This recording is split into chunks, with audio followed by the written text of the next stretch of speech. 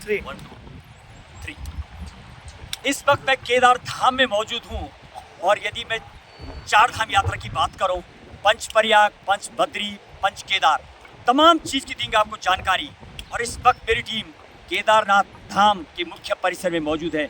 यदि मैं इस जगह की बात करूँ, वर्तमान की बात करूँ, अभी तेज़ हवा चलती हुई और जिसके लिए कि धाम को जाना जाता है, बातों का जमघट भी नजर आ रहा।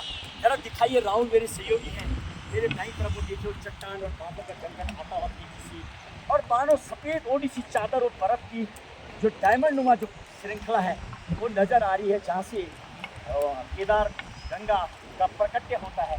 जरा ये भी दिखाई दृश्य, जब यहाँ पर बादल फटे थे तब से लेके अभी तक धूप जो बची हुई है वो अभी भी नजर आ रहा है, वो देखिए बाईं तरफ। हालांकि हर साल यहाँ पर कहीं ना कहीं जो इस तरीके के दृश्य अचानक हो जाते हैं।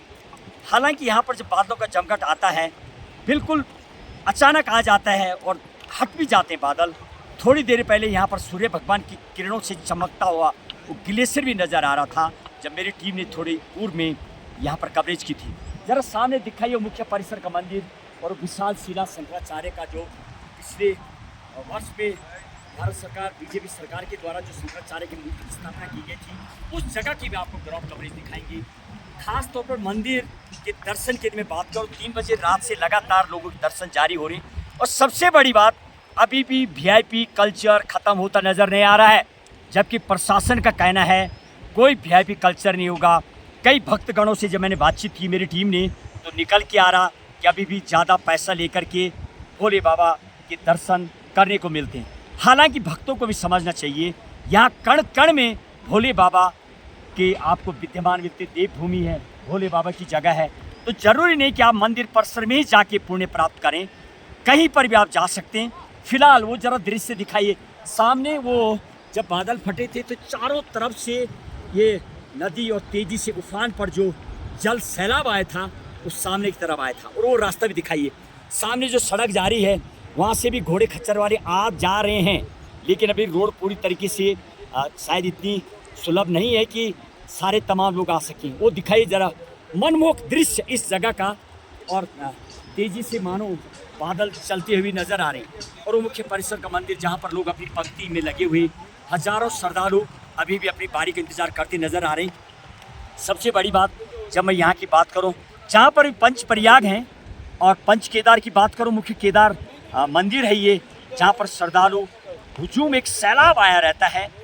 सबसे बड़ी बात, डंडी वाले, कंडी वाले, कंठी वाले और होटल वाले, प्रशासन की बात करूँ, तमाम चीज़ें निकल के आ रहा। घोड़े खच्चर वालों ने अभी भी जो कुछ न कहीं अव्यवस्था देखने को नज़र आई, उसमें सुधार होना चाहिए। एक डिवाइडर पट्टी लगी हो और साथ में घोड़े खच्चर वालों को एक टाइम पर ट्रेनिंग दी जाए। कभी कई लोगों की यहाँ पर चोटें भी लग जाती है, तेज़ी से खच्चर कभी लेफ्ट कभी राइट चलते हैं, अपनी दिशा में चलें, उसमें अभी भी कहीं ना कहीं कमी नज़र आई। कर्मचारी सफाई करते नज़र आए, कई जगह पर जो उनको सैलरी दी जाती है उसमें और बढ़ोतरी की शायद गुंजाइश नज़र आती है।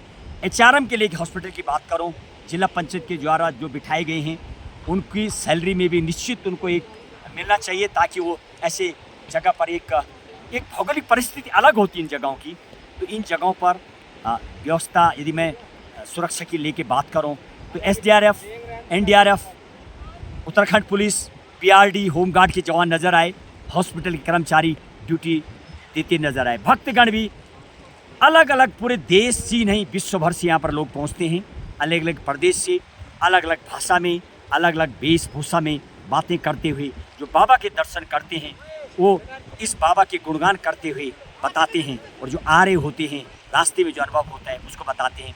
तेज़ हवा चल रही है और कभी अचानक बर्फबारी भी हो जाती है। वो दृश्य अभी सामने की तरफ जरा दिखाइए साहब, वो जहाँ पर हेलीपैड बना हुआ, अभी वहाँ पर नज़र आ रहे हैं, हेलीकॉप्टर आते जा रहे रहते हैं। अब जिस तरीके से देखिए बादल को जमघट आ गया तो हेलीकॉप्टर को थोड़ी देर के लिए रोक दिया जाता है, और जैसे बादल हट जाएंगे तो दोबारा आरंभ हो जाता है। ये जाने वाली ये भैरव देवता कोई सड़क है, और इसी राहुल एंड सुबोध टीम के साथ देखिए सीधे ग्राउंड जीरो की कवरेज।